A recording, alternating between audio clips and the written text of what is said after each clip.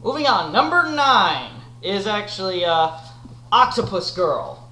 Now, I've mentioned this before in a later review, but unlike most of my reviews, most of you probably haven't seen them.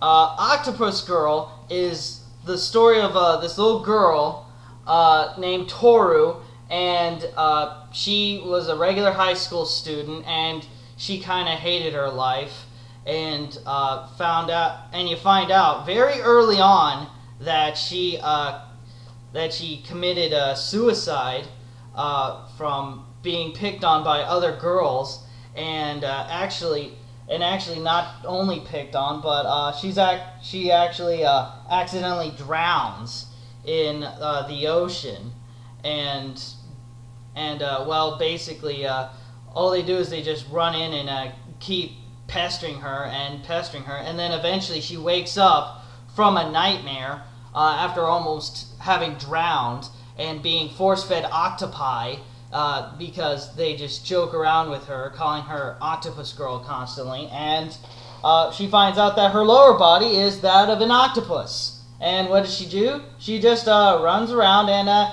gets revenge on people who mistreated her at some point in her life. And as you can see right there, she's just choking this woman to death, even shoving her tentacles up her nostrils. And then also, of course, she tries to find love with cute guys, but of course things go wrong because she's borderline psychotic, and she just runs in and cleaves people to death.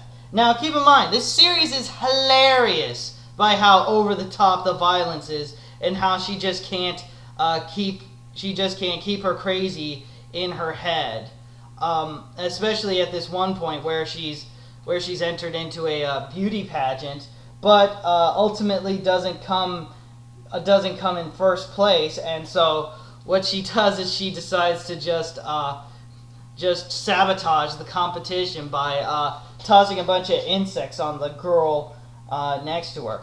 It's really fun to read, and the gore factor is crazy, and the plot lines are silly, but it works with it, and that's what makes it really great. Only 3 volumes came out in America, which is odd because there were only 4 ever printed, so I don't know why they couldn't just get that last volume out.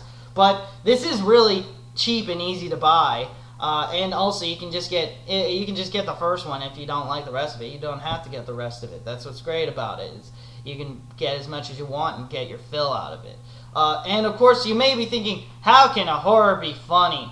Well, if you've ever seen Evil Dead, you'll know the answer to that. Or even Friday the 13th. I mean, after the third movie, I mean, you know how the premise is gonna roll, and everything after that is just, how is Freddy gonna kill him? And that's where the humor comes in. Is just his one-liners, especially when he gets the girl and he morphs out of a TV and he pulls her in and just shoves her and shocks her head in there, and he's like, "You're on dead TV," or something like that. And yeah, I mean, that's hilarious in and of itself.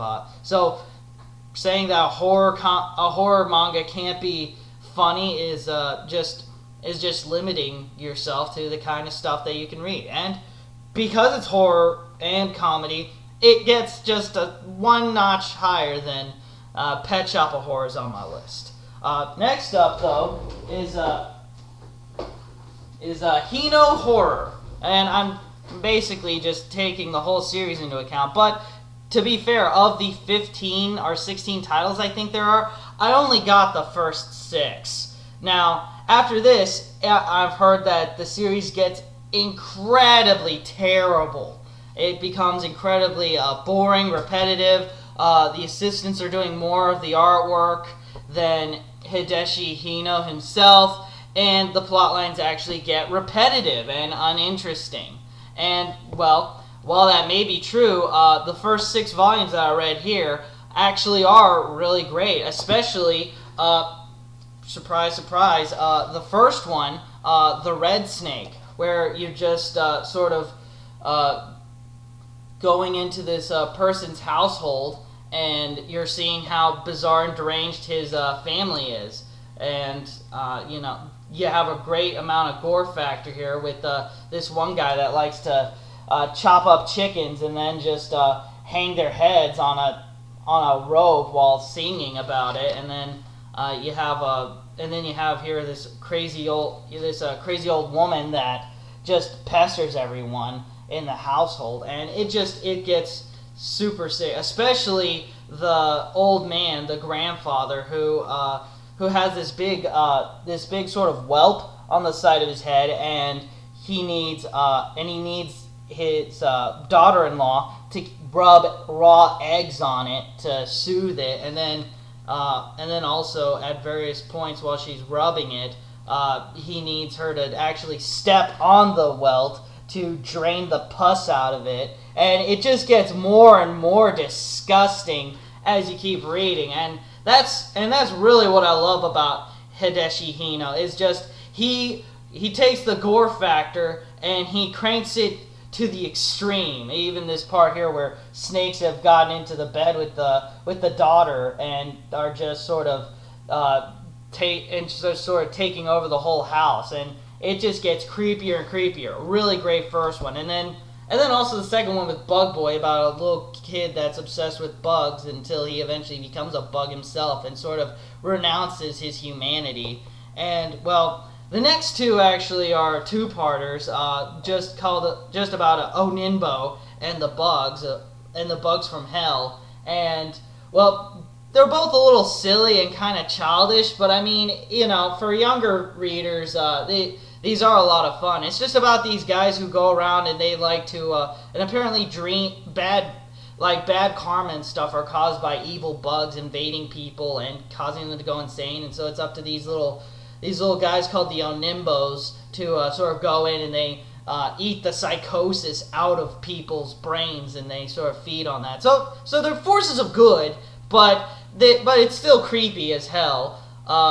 They're sort of not great. I mean, if you really don't want them, you don't have to get them. I really just almost didn't want to get them, but I just got them because I got the other. I got 5 and 6, and I just had to get it. But The Living Corpse is also a really great one that I love, where it's basically just about this man who wakes up and he finds out that he's just a zombie and can't die, and so he goes to this doctor, and the doctor's trying to figure out how this guy is living when he has no pulse and maggots are eating his flesh and everything. How is he not dead? And they sort of just do all these tons of experiments on him, and they even to one point decide to try and freeze him, which he kind of doesn't want to, and they eventually do kind of fix his face. They give him like a fake eyeball, and they kind of preserve his skin so he can kind of look normal, but he's still not entirely normal because, again, he's undead, and something's gonna eventually run in and get him, and he's just gonna. It kind of goes from there. It's a really great story, and I love it. And then the last one is The Black Cat, where basically it's just this cat that goes to people's houses and he sees the crazy crap that they do at the different houses. So it's kind of more of a even looser tied together anthology than any horror movie that you've seen. It's kind of like The Cat Eyes or Creepshow or something like that, where the tying premise is there's this one cat and he goes to all the houses and sees the sick, evil crap that the people who become his owners are just kind of doing. So we'll move on to the next ones here.